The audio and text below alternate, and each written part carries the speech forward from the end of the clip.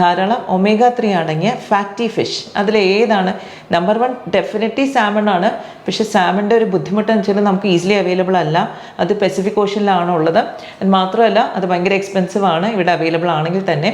അപ്പോൾ നമ്മൾ എന്ത് ചെയ്യും? വി വിൽ യൂസ് നമുക്ക് ലോക്കലി അവൈലബിൾ ആയിട്ടുള്ള നല്ല റിച്ച് ആയിട്ടുള്ളത് അയിലയും മത്തിയാണ്. സോ ഡെഫിനറ്റ്ലി ധാരാളം അത് ഉപയോഗിക്കണം. Now again cooking is very important. അപ്പോൾ നമ്മളിത് ഫ്രൈ ചെയ്യുമ്പോൾ പലപ്പോഴും അതിന് ന്യൂട്രിയൻ കണ്ടൻറ്റ് കുറയും. കാരണം അത് ഒരു ഓക്സിഡേഷൻ പ്രോസസ്സിലേക്ക് പോകും.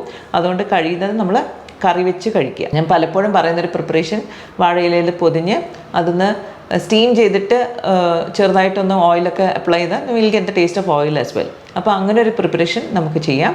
മത്തിയും അയിലയും is very important for hair growth. അപ്പോൾ അതിനകത്ത് omega-3 ഉള്ളതുകൊണ്ട് നമ്മുടെ സ്കാൽപ്പിലുള്ള ഇൻഫ്ലമേഷൻ കുറയ്ക്കാനായിട്ട് അത് ഹെൽപ്പ് ചെയ്യും.